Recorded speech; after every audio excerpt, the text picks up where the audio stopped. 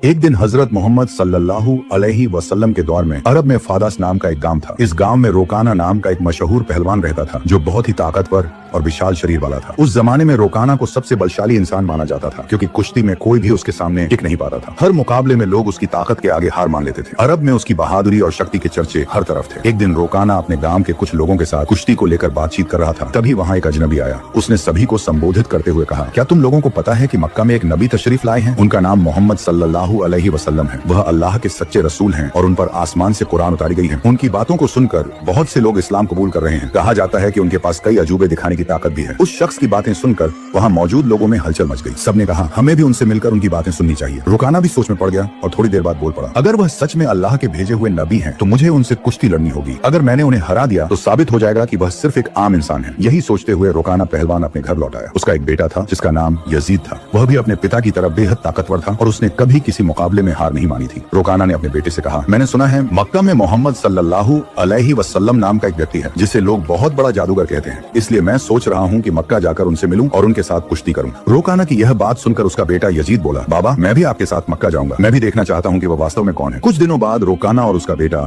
Yazid Mohammad सल्लल्लाहु अलैहि वसल्लम से मिलने के लिए मक्का की ओर रवाना हो गए। लंबा सफर तय करने के बाद तपते रेगिस्तान को पार करके वे आखिरकार मक्का पहुंच गए। लेकिन मक्का पहुंचते ही रोकाना ने महसूस किया कि उसके दिल में एक अजीब सी शांति समा गई है। उसे यह भी महसूस हुआ कि मक्का के लोगों के चेहरे पर एक अलग ही रौनक है। ऐसा लग रहा था जैसे इस शहर का माहौल किसी अल्लाह की रहमत से महका हुआ हो। मक्का की फिजा देखकर रोकाना ने अपने बेटे से कहा, बेटा यजीद, मुझे लगता है कि यह जगह बहुत खास है। मैं अपने अंदर एक अनोखी सुकून महसूस कर रहा हूँ। यजीद ने भी सिर हिलाते हुए कहा, बाबा मुझे भी वैसा ही महसूस हो रहा है। ऐसा सुकून और ऐसा खुशनुमा माहौल मैंने पहले कभी नहीं देखा। उसी समय उन्होंने कुछ लोगों को देखा और उनके पास जाकर पूछा, क्या आप हमें बता सकते हैं कि मोहम्मद सल्लल्लाहु अलैहि वसल्लम कहाँ मिलेंगे? लोगों ने जवाब दिया, आप कौन हैं और कहाँ से आए हैं? रोकाना ने कहा, मेरा नाम रोकाना है। मैं बहुत दूर से आया हूँ और मैं एक मशहूर पहलवान हूँ। ये सुनकर लोगों ने कहा, हमारे नबी मोहम्मद सल्लल्लाहु अलैहि वसल्लम अल्लाह के भेजे हुए रसूल हैं और इस वक्त मस्जिद में मौजूद हैं। ये सुनकर रोकाना और यजीद मस्जिद की ओर बढ़ गए। जब वे मस्जिद में दाखिल हुए तो उन्होंने देखा कि एक बुजुर्ग व्यक्ति शांत और नूरानी चेहरे के साथ बैठे थे। उनके चेहरे पर एक ऐसी मुस्कान थी जो दिल को सुकून देने वाली थी। ऐसा लग रहा था जैसे वह सभी का स्वागत कर रहे हों। रोकाना ने गौर से देखा और समझ गया कि यही वही व्यक्ति हैं जिनके बारे में उसने सुना था। वह उनके पास गया और आदर पूर्वक सलाम करते हुए बोला, हे मोहम्मद, क्या आप वही व्यक्ति हैं जिनके बारे में लोगों से सुना है? लोग कहते हैं कि आप अल्लाह के भेजे हुए रसूल हैं। मोहम्मद सल्लल्लाहु अलैहि वसल्लम ने बड़े ही नर्म लहजे में जवाब दिया, वालेकुम अस्सलाम। हाँ, तुमने सही सुना है, लेकिन तुम कौन हो और कहाँ से आए हो? रोकाना ने गर्व से कहा, मैं बहुत दूर से आपकी तलाश में आया हूँ। मेरा नाम रोकाना है और मैं इस दौर का सबसे ताकतवर पहलवान हूँ। अब तक मैंने कभी किसी कुश्ती में हार नहीं मानी। रसूल पाक सल्लल्लाहु अलैहि वसल्लम ने मुस्कुराते हुए कहा, रोकाना पहले बैठो, फिर हम बातें करेंगे। रोकाना सोचने लगा कि यह शख्स मुझसे आखिर क्या बात करना चाहते हैं। तभी मोहम्मद सल्लल्लाहु अलैहि वसल्लम ने उससे बड़ी ही नरमी से कहा, रोकाना, अल्लाह से डरो। तुम्हारे जिस्म में जो ताकत है वह उसी अल्लाह ने दी है जिसने तुम्हें इतना बड़ा पहलवान बनाया है। उसी महान अल्लाह के आगे सिर झुकाओ, उसी पर ईमान लाओ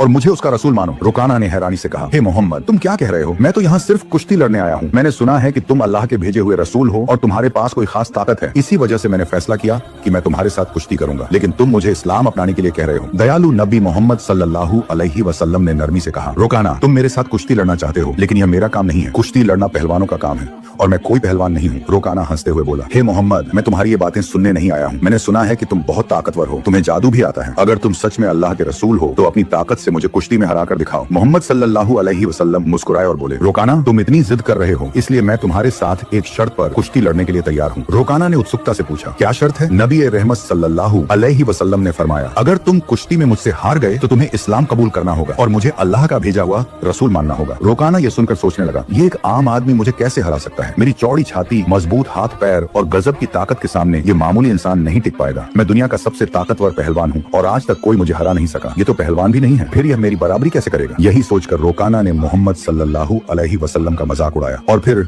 घमंड भरे स्वर में बोला, ठीक है, मैं तुम्हारी शर्त मानता हूँ। अगर तुम मुझे हरा देते हो तो मैं तुम्हें अल्लाह का रसूल मान लूंगा, अल्लाह पर ईमान लाकर इस्लाम कबूल कर लूंगा। इसके बाद कुश्ती के लिए एक बड़ा मैदान तैयार किया गया। मक्का और आसपास के इलाकों से लोग यह मुकाबला देखने के लिए उमड़ पड़े। हर कोई उत्सुक था कि क्या होगा। लोग जानते थे कि रोकाना अपनी ताकत के लिए मशहूर है, लेकिन वे यह भी देखना चाहते थे कि मोहम्मद सल्लल्लाहु अलैहि वसल्लम कैसे मुकाबला करेंगे। फिर तय समय पर मुकाबला शुरू हुआ। दयालु नबी मोहम्मद सल्लल्लाहु अलैहि वसल्लम और रोकाना मैदान में उतरे। जैसे ही मुकाबला शुरू हुआ, रोकाना ने पूरे जोश के साथ रसूल सल्लल्लाहु अलैहि वसल्लम पर हमला करने के लिए कदम बढ़ाया, लेकिन तभी नबी रहमत सल्लल्लाहु अलैहि वसल्लम ने बड़ी आसानी से रोकाना को पकड़कर एक झटके में उठा लिया और जमीन पर पटक दिया। रोकाना को यकीन ही नहीं हुआ कि वह इतनी आसानी से गिर गया। उसने खुद को संभालने की कोशिश की, लेकिन उसने महसूस किया कि उसकी आधी ताकत खत्म हो चुकी थी। रसूल सल्लल्लाहु अलैहि वसल्लम ने मुस्कुराते हुए कहा, हे रोकाना, तुम हार चुके हो, अब भी क्या तुम मुकाबला जारी रखना चाहते हो? क्यों नहीं अपनी हार मान लेते और इस्लाम कबूल कर लेते? लेकिन घमंडी रोकाना ने कहा, नहीं, ये सिर्फ एक संयोग था, मुझे एक और मौका दो, इस बार मैं तुम्हें हरा दूंगा। दयालु नबी सल्लल्लाहु अलैहि वसल्लम ने फरमाया, ठीक है, मैं तुम्हें एक और मौका देता हूँ, लेकिन अगर इस बार भी तुम हार गए तो तुम्हें अपनी हार माननी होगी और इस्लाम कबूल करना होगा। लोगों की निगाहें फिर से मुकाबले पर जम गई। रोकाना ने इस बार पूरी ताकत झोंक दी और पूरी कोशिश की कि वह किसी भी हाल में नबी सल्लल्लाहु अलैहि वसल्लम को हरा दे, लेकिन जैसे ही उसने हमला करने के लिए कदम बढ़ाया, दयालु नबी ने फिर से उसे उठाकर जमीन पर पटक दिया। रोकाना को फिर से हार का सामना करना पड़ा। रसूल सल्लल्लाहु अलैहि वसल्लम ने कहा, हे रोकाना, अब भी क्या तुम्हें यकीन नहीं हुआ? मान लो कि अल्लाह ने मुझे सच्चाई के साथ भेजा है, अब भी वक्त है, ईमान ले आओ। लेकिन रोकाना का अहंकार उसे हार मानने नहीं दे रहा था। वह अपने मन में सोच रहा था, मैंने कभी किसी से कुश्ती में हार नहीं मानी, फिर यह कैसे संभव है कि मैं किसी ऐसे इंसान से हार जाऊं जो पहलवान भी नहीं है? इसलिए उसने फिर से नबी सल्लल्लाहु अलैहि वसल्लम से कहा, मुझे एक आखिरी मौका दो, और हमारे नबी तो रहमतुल्लिल आलमीन हैं। उन्होंने फिर से उसे मौका दिया। तीसरी बार मुकाबला शुरू हुआ। इस बार रोकाना ने अपनी पूरी ताकत लगा दी, लेकिन जैसे ही वह हमला करने के लिए आगे बढ़ा, नबी सल्लल्लाहु अलैहि वसल्लम ने उसे फिर से उठाकर जमीन पर पटक दिया। अब रोकाना उठने की कोशिश कर रहा था, लेकिन उसकी ताकत जवाब दे चुकी थी। उसे समझ में आ चुका था कि मोहम्मद सल्लल्लाहु अलैहि वसल्लम कोई आम इंसान नहीं है, बल्कि अल्लाह के भेजे हुए सच्चे रसूल हैं और इस्लाम सबसे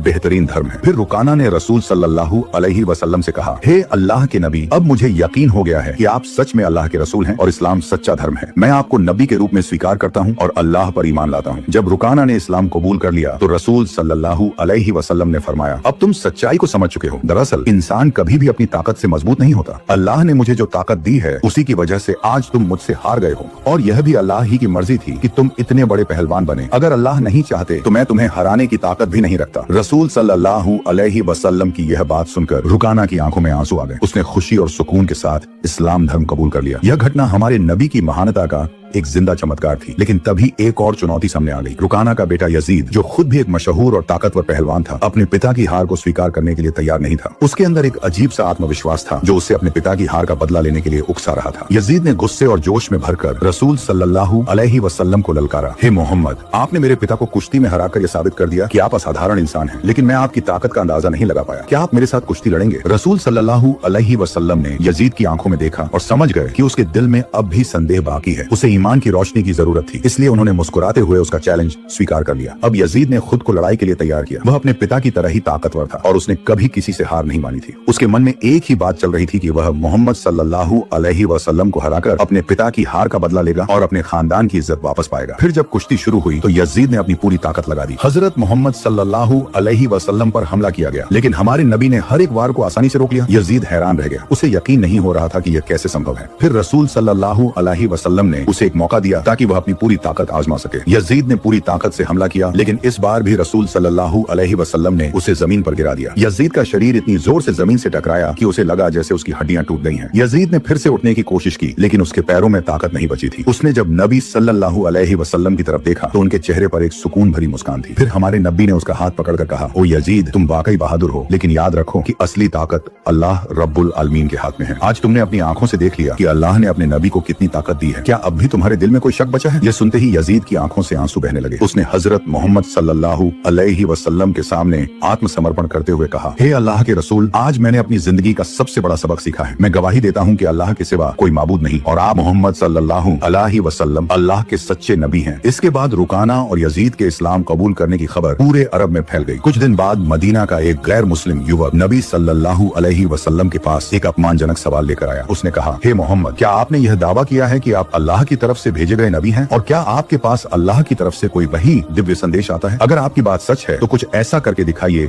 जो आम इंसान के लिए करना नामुमकिन हो। रसूल सल्लल्लाहु अलैहि वसल्लम ने फरमाया, तुम क्या देखना चाहते हो, बताओ। उस युवक ने दूर खड़े एक पेड़ की तरफ इशारा करते हुए कहा, अगर तुम सच्चे नबी हो तो बिना किसी स्पर्श के बस अपने हुक्म से इस पेड़ को यहाँ बुला लो। ये सुनकर रसूल सल्लल्लाहु अलैहि वसल्लम मुस्कुराए और बोले, मैं कुछ नहीं करूंगा, तुम बस उस पेड़ के पास जाओ और कह दो कि अल्लाह के भेजे हुए रसूल तुम्हें बुला रहे हैं। युवक बड़ी उम्मीद और जिज्ञासा के साथ पेड़ के पास गया और बोला, हे पेड़, तुम्हें अल्लाह के नबी बुला रहे हैं। जैसे ही यह शब्द पूरे हुए, पेड़ कांपने लगा। लोगों ने देखा कि पेड़ ने अपनी जड़ों को जमीन से निकाल लिया और धीरे धीरे कूदता हुआ नबी सल्लल्लाहु अलैहि वसल्लम के पास आकर खड़ा हो गया। युवक यह देखकर चौंक गया और बोला, यह तो जरूर कोई जादू है। उसने कहा, अगर तुम सच्चे नबी हो तो इस पेड़ को वापस उसी जगह भेज दो जहाँ से वह आया था। नबी सल्लल्लाहु अलैहि वसल्लम ने फरमाया, जाओ अपनी जगह पर लौट जाओ। और सबने देखा कि पेड़ तुरंत वापस अपनी जगह चला गया और पहले जैसा खड़ा हो गया। यह देखकर वह युवक जोर से बोला, अशहदु अल्ला इलाहा इल्लल्लाह व अशहदु अन्ना मुहम्मदुर रसूलुल्लाह, यानी मैं गवाही देता हूँ कि अल्लाह के सिवा कोई माबूद नहीं और मोहम्मद सल्लल्लाहु अलैहि वसल्लम अल्लाह के सच्चे रसूल हैं। इसके बाद उस युवक ने